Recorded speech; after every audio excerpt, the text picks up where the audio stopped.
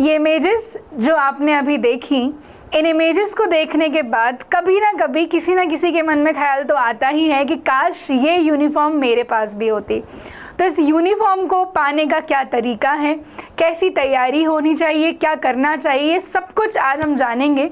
इस यूनिफॉर्म को पाने के लिए हम एक एग्ज़ाम के बारे में आज यहाँ पर डिस्कस करने वाले हैं और वो एग्ज़ाम होने वाला है CDS का एग्ज़ाम।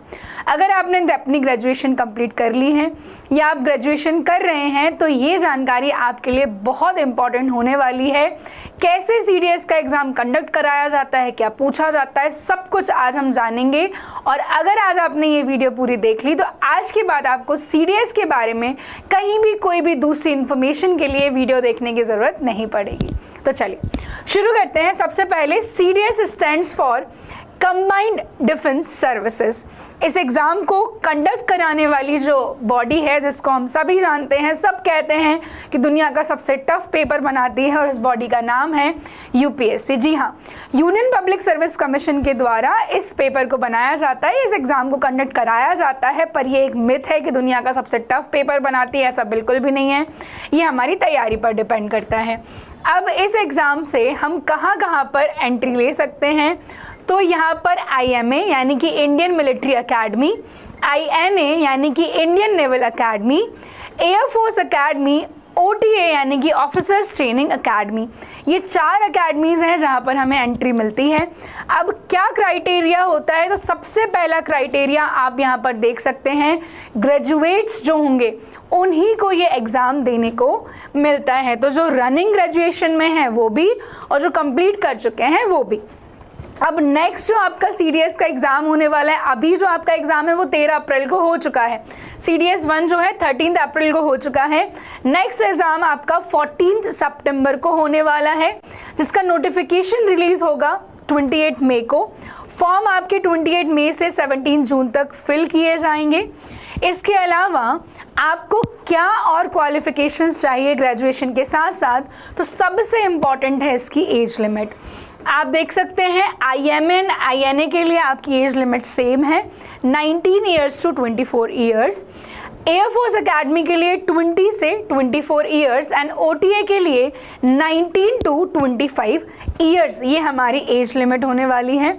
एजुकेशनल क्वालिफ़िकेशन, जैसा कि मैंने आपको कहा, IMA और OTA के लिए आप किसी भी फील्ड में आपका ग्रेजुएशन हो सकता है, कोई भी प्रॉब्लम नहीं है। लेकिन अगर आप इंडियन नेवल अकेडमी ज्वाइन करना चाहते हैं तो आपके पास इंजीनियरिंग की डिग्री होना कंपलसरी है। साथ साथ में एयरफोर्स अकेडमी अगर आप ज्वाइन करना चाहते हैं तो आपकी जो डिग्री है उसमें फ़िज़िक्स एंड मैथमेटिक्स होना चाहिए। साथ ही साथ में आपने 10+2 लेवल पर आपकी जो डिग्री है, डिग्री के साथ मैं बात कर रही हूँ कि फिजिक्स एंड मैथमेटिक्स 10+2 लेवल पर आपका होना चाहिए, या फिर आपके पास इंजीनियरिंग की डिग्री होगी तो भी ये आपके लिए बेनिफिशियल होगा। अब एक और चीज़ मैं आपको बता दूँ कि IMA, INA एंड AFA ये सिर्फ मेल कैडेट्स के लिए होता है, जबकि OTA मेल एंड फीमेल दोनों ही कैडेट्स ज्वाइन कर सकते हैं। आपका मैरिटल स्टेटस अनमैरिड होना चाहिए। आगे हम बात करें एग्ज़ाम की, तो आपको इंग्लिश, जनरल नॉलेज और मैथमेटिक्स के ये 3 पेपर होते हैं। पर आपको याद रखना है OTA यानी कि ऑफिसर्स ट्रेनिंग अकेडमी के लिए आपको सिर्फ 2 पेपर देने होते हैं, जो कि आपका इंग्लिश का होने वाला है और जनरल नॉलेज का होने वाला है। तीनों ही पेपर जो हैं आपके 100 मार्क्स के होते हैं, और तीनों ही पेपर के लिए आपको 2 आवर्स का टाइम मिलता है। जो लोग OTA ऑप्ट कर रहे हैं उन्हें मैथमेटिक्स का पेपर नहीं देना होता है। मार्किंग स्कीम की अगर मैं बात करूं तो इंग्लिश एंड जनरल नॉलेज का जो पेपर होता है इसमें आपको जो मार्क्स दिए जाएंगे फॉर करेक्ट आंसर, क्योंकि आपके 100 मार्क्स हैं पर जो नंबर ऑफ क्वेश्चंस हैं वो 120 हैं, तो आपको 0.83 मार्क्स अप्रॉक्सीमेटली मिलता है। और इनकरेक्ट के लिए अगर आप कोई जो आंसर है वो गलत फिल करते हैं तो आपका 0.33 जो है वो क्या होगा, डिडक्ट होगा।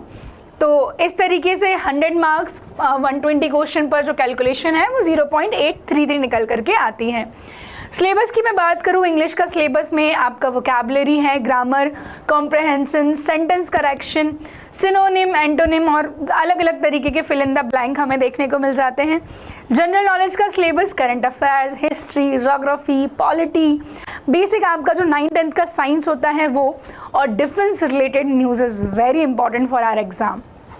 Lastly we'll talk about the syllabus of mathematics, जिसमें आपको arithmetic, algebra, trigonometry, geometry, mensuration, number system, mathematics में जो ज़्यादा वेटेज होता है वो एडवांस मैथ का होता है एज़ कम्पेयर टू अरिथमेटिक।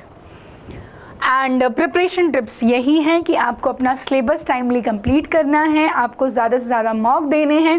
किसी भी एग्ज़ाम की तैयारी जब हम शुरू करते हैं तो सबसे पहला होता है उसका सिलेबस और दूसरे होते हैं उसके PYQ। इनके बिना अगर हम तैयारी शुरू कर रहे हैं तो कहीं ना कहीं हम गलती कर रहे हैं।